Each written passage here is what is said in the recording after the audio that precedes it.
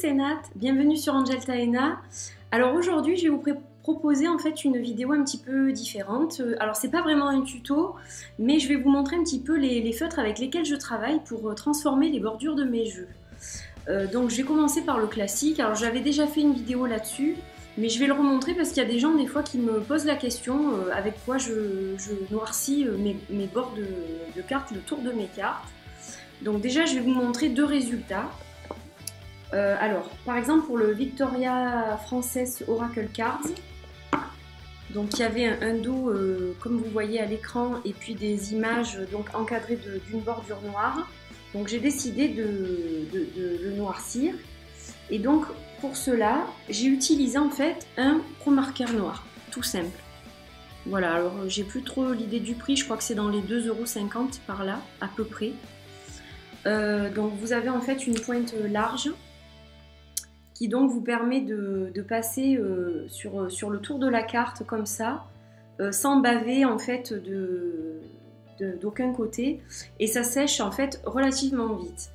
Donc pour tout ce qui est bordure noire, pour l'instant, je travaille avec ce feutre là. Alors je vais peut-être acheter autre chose, parce qu'en fait, bon, même si le résultat est quand même bien, là vous voyez le Tarot of the She, la boîte c'est celle-ci. Donc sur le Tarot of the She aussi qui avait un dos absolument magnifique et donc aussi une bordure noire. Donc là c'est pareil, j'ai noirci. Alors par contre, est-ce que c'est à l'épreuve du temps? Honnêtement, je n'en suis pas sûre, parce que je commence à voir en fait des petits liserés blancs apparaître alors qu'il n'y en avait pas. Donc je vais sûrement refaire un passage sur ce jeu là que j'ai fait il y a déjà quelques temps. Voilà, donc bon, pour l'instant je travaille avec celui-là. Alors récemment donc j'ai eu envie de modifier deux de mes jeux.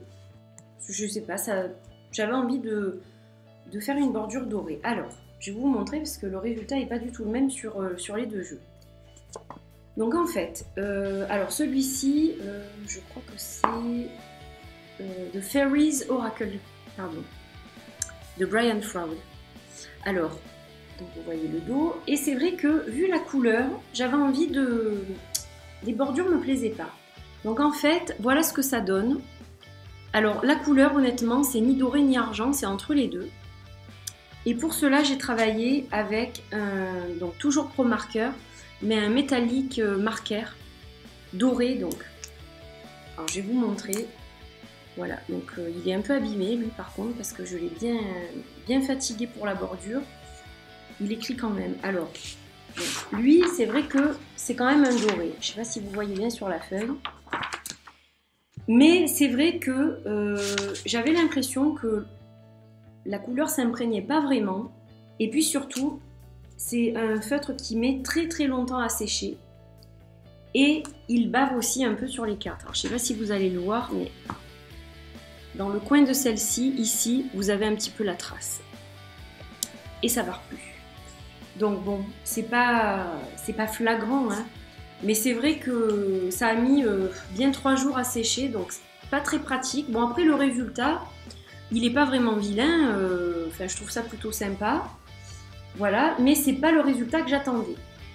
J'attendais une couleur un peu plus foncée, quoi. Hein. Vous voyez, il y a quand même une grande différence entre les deux. Donc c'est vrai que sur le papier c'est une chose, sur le tour des cartes, ça rend pas du tout le même résultat. Hein. Voilà, c'est un peu plus clair, quoi. Donc j'ai décidé de ne pas faire le Heart of the Fairies avec le même feutre. Et je suis allée me renseigner un petit peu chez Cultura et j'ai trouvé en fait, parce que j'avais un doré, alors je vais vous montrer le doré que j'avais. Donc il y avait celui-ci, mais donc je ne voulais pas l'utiliser sur l'autre jeu qui a une bordure plus foncée. Donc j'avais ce doré là, qui est or jaune en fait, chez Pro Marker. Mais bon, j'ai pas tenté parce que j'étais pas sûre du résultat quand même.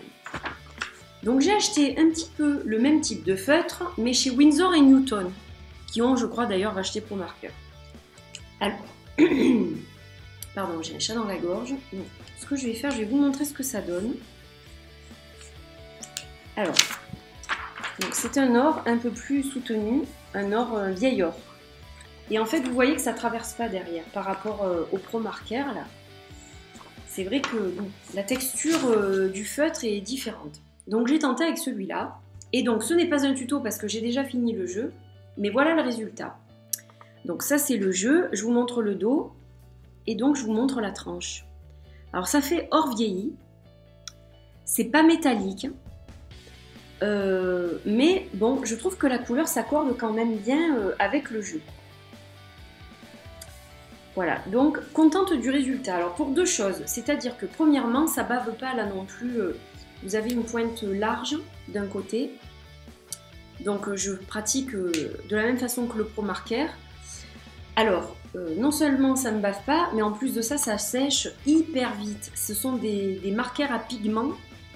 Et donc c'est vrai que ça sèche super vite et que la couleur est plus intense.